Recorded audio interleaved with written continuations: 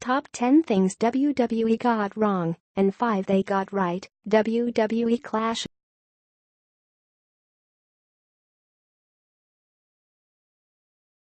If you are brand new to our channel, we invite you to take a moment to subscribe. Just click on the lit red button as well as the gray bell. Why the bell? Well, it will let you know every time we post a new video. 15.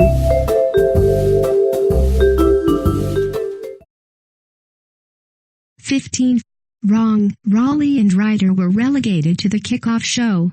Mojo Rawley and Zack Ryder have been best friends and part of the Hype Bros ever since their time in NXT back in 2015. So how ironic is it that there was absolutely no hype surrounding their match against each other last night? Mojo and Ryder weren't even on SmackDown Live this past week, and instead had to announce their match on social media as a challenge. The Kickoff Show is usually the thing that many members of the WWE Universe avoid watching before the main show, because it is full of video packages that will be repeated later in the night. This means that relegating these two stars to the pre-show has left them in a position now where their feud against each other is probably over, because most of the WWE Universe won't even remember that they had a match last night. It's sad because Mojo has a lot of potential, something that will be discussed further in this list. 14.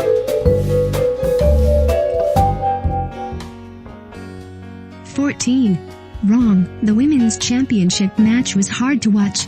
It was a gamble by WWE to make the SmackDown Women's Championship match a lumberjack match last night, especially since the Riot Squad has been receiving a lot of negative attention over the past few weeks. The trio was promoted from NXT, and it seems that many of the WWE Universe doesn't feel as though they are ready to be on the main roster, and last night proved it. At times it was cringe-worthy watching these women attempt to attack Charlotte every time she was thrown outside of the ring. Lana and Carmella didn't help matters by looking like deer in the headlights and botching a number of moves that just made the match look sloppy. Natalya and Charlotte should have faced each other one-on-one, and the other women should have been put in a tag team match, rather than allowing them to ruin a match between the two best women's wrestlers that the company has. 13.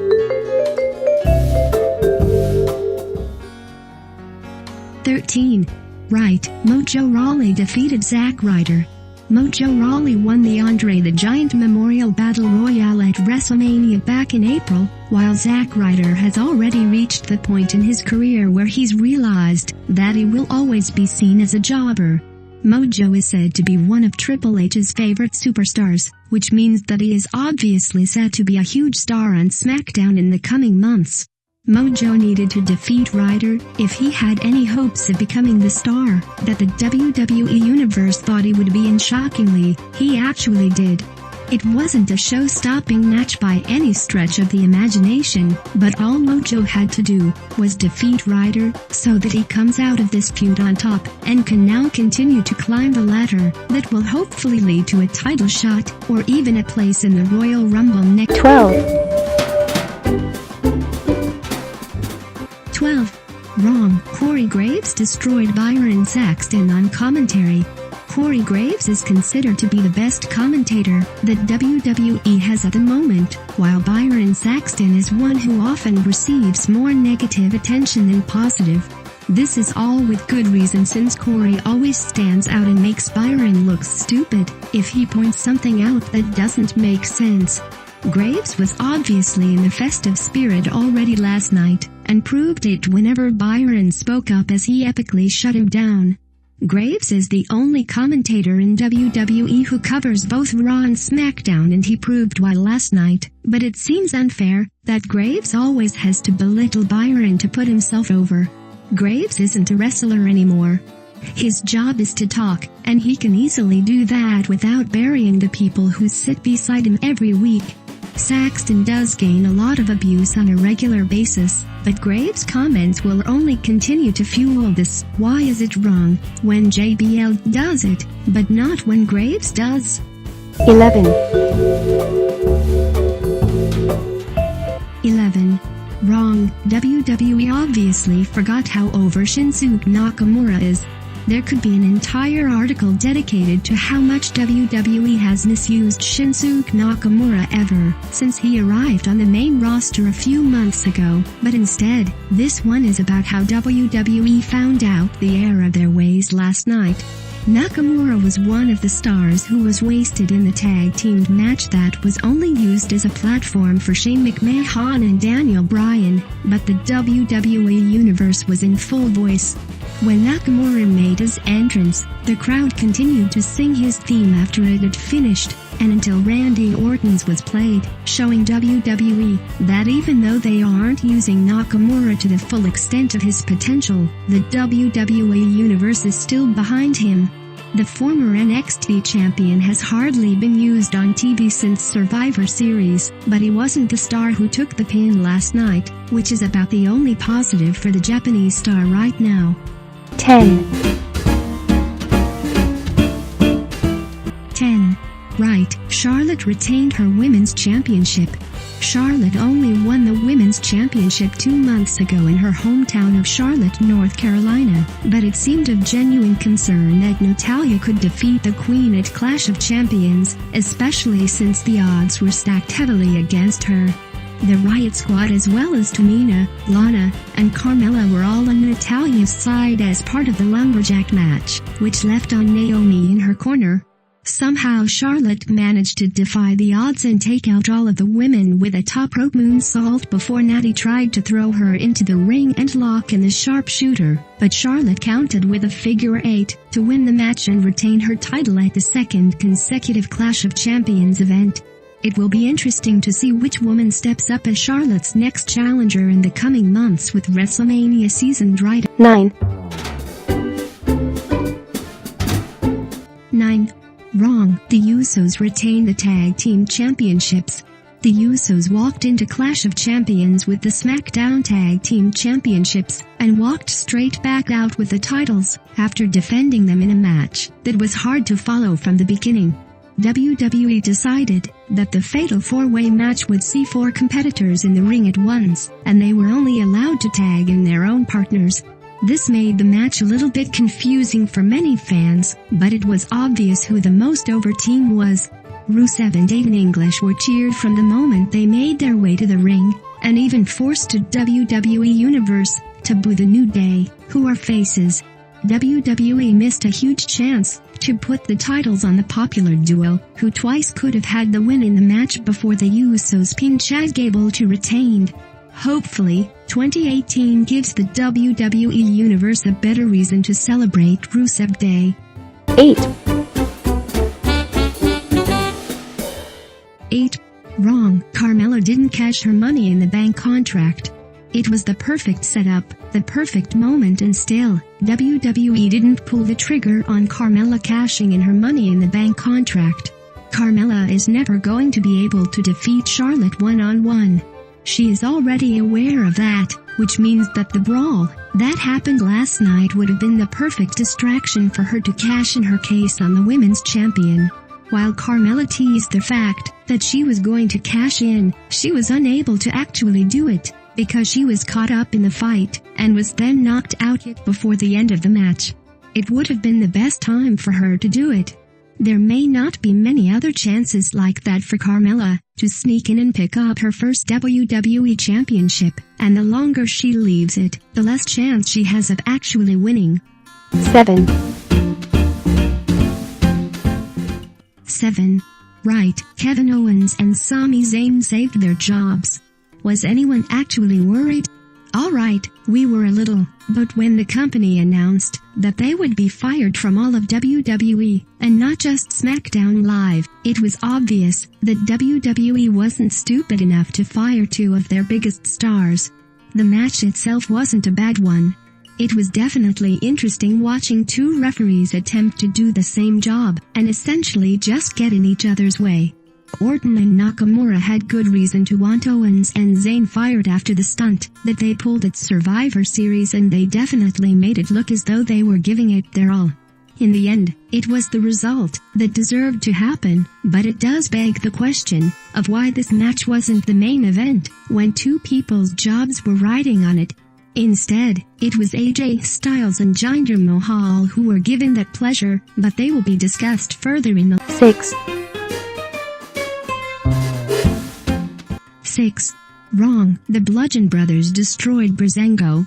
6 long months the WWE Universe have waited for Tyler Breeze and Fandango to realize that it was the Bludgeon Brothers who attacked them and destroyed their office, and finally, it all came to a head last night with a future shot at the Tag Team Championships on the line.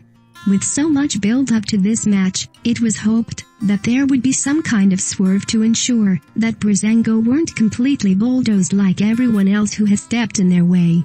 Instead, it was another straightforward match for the former Wyatt family members who took Breeze and Fandango apart from the minute the bell rang. Another great swerve would have been to have the Ascension involved, so that they could see some tag team action for the first time in a while. But once again, there was no hook following the match that gave the fans anything to be excited about. 5. 5. Wrong. Natalya hinted at retirement then fake cried. After Natalya was defeated by Charlotte Flair last night, she was interviewed in the ring and stated that the WWE Universe had turned their back on her, even though she had been putting on some of the best matches that the company had ever seen. Natalya went on to state that she was now going to turn her back on the WWE Universe, before rolling out of the ring and breaking down in tears. Many fans have questioned what this actually means since Natty is already a heel, and turned her back on the WWE Universe a long time ago. Was this Natalya hinting that she's ready to hang up her boots after more than a decade in WWE? It's unknown what she meant by this comment, but all could become clear on Tuesday night, when she returns to SmackDown Live. Surely as a main star of Total Divas, Natalya couldn't be preparing to leave the company, especially since her husband only recently returned as well. 4. 4. Right, Dolph Ziggler became United States Champion. This will probably be one of the more unpopular decisions that happened last night, but it seems that even after more than 12 years in WWE, Dolph Ziggler still has enough respect in the company that they have decided to give him the United States Championship, even though many thought that Bobby Roode would be the one leaving with the title.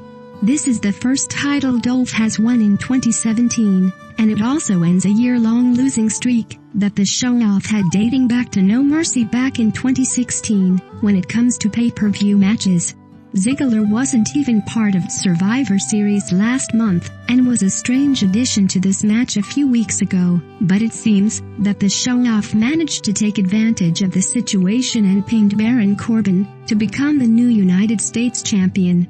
This is also the second time that Dolph has won that championship. His first reign was back in 2011. 3. 3. Wrong. A number of botches throughout the show. It was a main roster show, so the number of botches last night would be considered unacceptable on a show that wasn't as high level as WWE. The Tag Team Championship match and the Women's Championship match definitely had the most botches, with the referee having to take hold of Natalya's ankles at one point to prevent her from being pulled towards the ropes by Charlotte. Shane McMahon then had a nightmare of a night when his technical equipment fell out when he was attempting to count a pinfall, and he just decided to take it all out and go on without it. Later in the match, McMahon accidentally poked Bryan in the eye when he was talking to Sami Zayn, something that Bryan oversold, but it didn't look as though it was supposed to happen. All in all, it wasn't a great night out for WWE as botches continue to haunt them. 2. 2. Wrong. Daniel Bryan and Shane McMahon upstaged 4 other wrestlers. Daniel Bryan and Shane McMahon are the 2 authority figures on SmackDown Live. It is their job to ensure that the show runs smoothly, not for them to be part of some of the biggest matches that the show produces. Daniel hasn't been cleared to compete in the ring and Shane only competes when he wants, which is why it is so hard to understand that these two men upstaged 4 other world-class athletes. By the end of the match, it didn't really matter about Zayn and Owens' jobs, because the WWE Universe was concentrating on what was happening between Shane and Daniel. This isn't the way it should be. This is why SmackDown is having such a hard time trying to find a new star to take over Cena's role, because Shane McMahon loves to stand in the spotlight when he isn't technically equipped to do so.